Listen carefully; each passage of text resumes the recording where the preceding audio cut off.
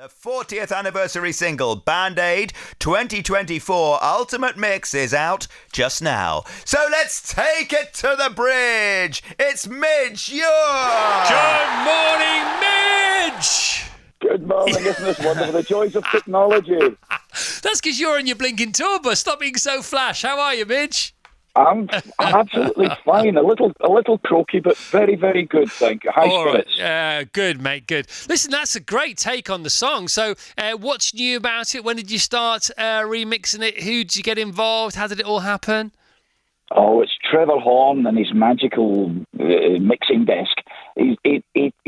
Bob and Trevor had a conversation a couple of months back about wouldn't it be great if we had some magical way of incorporating three.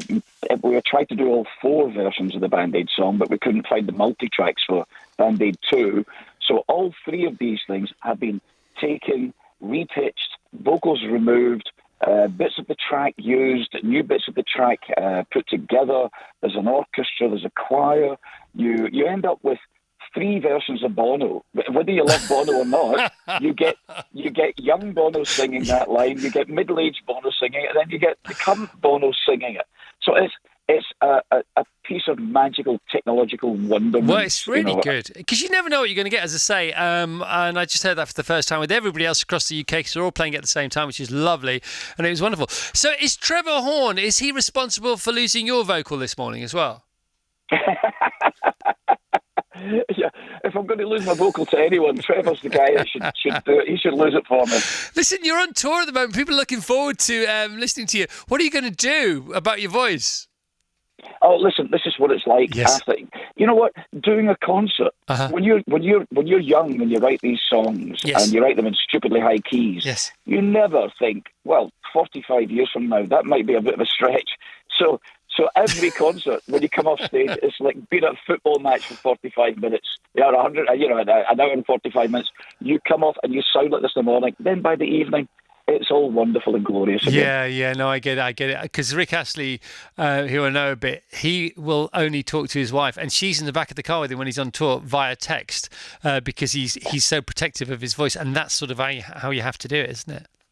Oh, I'm not that precious. But yours talk about a high register. I mean, if I was, it just stays up there all the time, doesn't it? It starts above the clouds and goes sort of even further towards the stratosphere.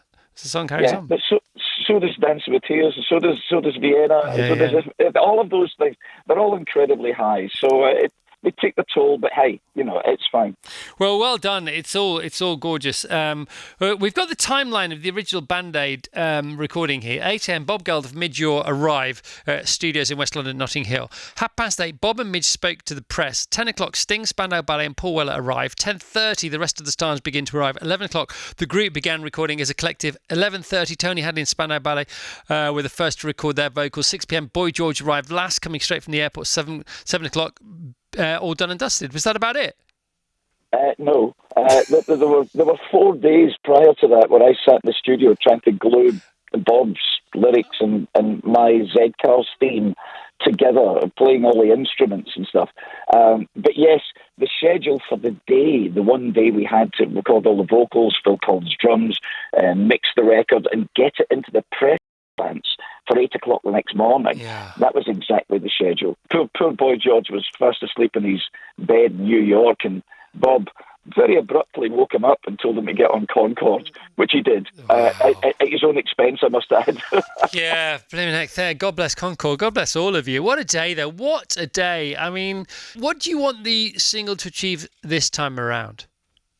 I think it's a same story. Band-Aid was called Band-Aid for a reason. It's a stained plastic. It's a massive wound. It was never meant to heal, but it was meant to help. We deal on a daily basis, and have done for the last 40 years, and will continue to do, with the result of everything wrong. Wars, famine, climate change. All of these things we deal with on a daily basis. So we're dealing with children who will, because someone buys that record or streams that record, will put a child tonight in a warm, safe environment with some food, and that's our mission. All right, Mitch, thanks for making time for us today. You are an absolute superstar, Saint Midge Ure. Can we have a round of applause? Anything you like from behind the glass, from the class behind the glass for Midge Ure. Virgin Radio.